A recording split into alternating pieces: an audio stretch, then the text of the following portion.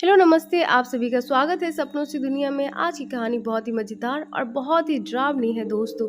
जो लोग मेरे चैनल पर नए हैं वो चैनल को सब्सक्राइब कर ले और कहानी के शुरू से अंत तक अवश्य ही बने रहे। कहानी काफ़ी इंटरेस्टिंग है। चलिए कहानी की शुरुआत करते हैं। भूतिया कुर्सी। सालों पहले रामनगर गांव के पास के घने जंगल में राजू नामक तांत्रिक रहता था। उसे अपनी विद्या और ज्ञान पर खूब घमंड था। उसका कहना था कि वो चाहे तो सभी को अपने काबू में कर सकता है।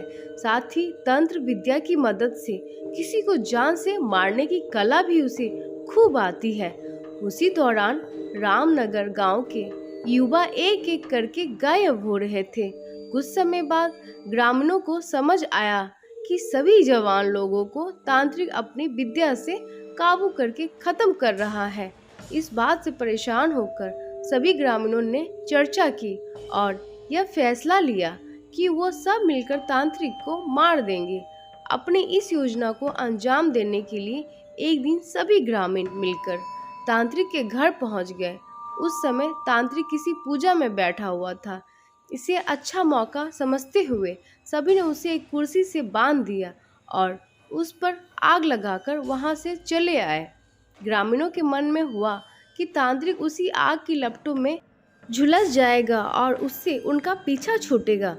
हुआ भी ऐसा ही। करीब 4 से 5 साल तक सभी लोग अपने गांव में हंसी खुशी रहने लगे। अचानक एक दिन 4 लड़के अपने शहर से घूमने के लिए कहीं जा रहे थे।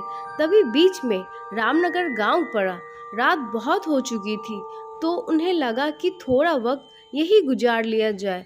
चारों लड़के रामनगर के जंगल में ही रुक गए। उन्हें जंगल में कुछ घूमने का मन हुआ तो वो आगे बढ़ने लगे और बढ़ते बढ़ते तांत्रिक जहाँ रहता था वहाँ पहुँच गए। पूरे घर में मकड़ी के जाल लगे हुए थे। तभी एक लड़के को आधी जली हुई कुर्सी नजर आई और वो बिना कुछ सोचे समझे उस पर बैठ गया। बैठते ही उसके अंदर तांत्रिक की आत्मा घुस गई। अब लड़का जोर जोर से चिल्लाकर कहने लगा कि अब मैं सबसे बदला लूंगा। पूरे गांव में आग लगाकर सबको जला दूंगा। अपने दोस्तों को इस तरह का बर्ताव करते देख अन्य 3 लड़के डर गए और वहां से गांव की तरफ बढ़ने लगे। सुबह होते ही उन्होंने सरपंच से मुलाकात की और सारा किस्सा सुना लिया। सबसे पहले तो सरपंच ने उन तीनों लड़कों पर खूब गुस्सा किया। उन्होंने पूछा कि तुम लोगों को किसने कहा था वहां जाने के लिए। सरपंच को गुस्सा करते देख लड़कों ने कहा कि आप हमें माफ कर दीजिए, लेकिन हमें अपने दोस्तों को बचाना है।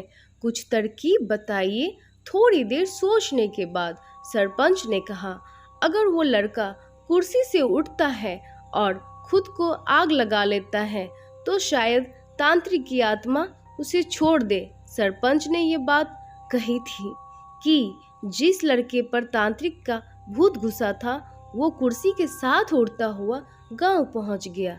अपने दोस्त को इस हालत में देख उन तीनों लड़कों ने सबसे पहले जाकर उन लोगों से मुलाकात की जिन्होंने तांत्रिक की कुर्सी पर आग लगाई थी। उनसे बात करके सभी लड़के उन्हें अपने दोस्त के पास लेकर चले गए। जैसे ही उनके दोस्त के अंदर बैठे तांत्रिक ने कुर्सी पर आग लगाने वाले को अपने सामने देखा, उसे बहुत गुस्सा आया। गुस्से में तांत्रिक कुर्सी से उठा और उन लोगों पर हमला करने लगा। तभी उन तीनों लड़कों ने तांत्रिक को उस कुर्सी पर आग लगा दी। कुर्सी पर आग लगते ही तांत्रिक उनके दोस्तों के शरीर को छोड़कर चला गया। कहानी से सीख, जीवन में हर काम सोच समझ कर करना चाहिए। साथ ही दूसरों की सलाह पर अच्छे से काम किया जाए तो समस्या से मुक्ति मिल सकती है।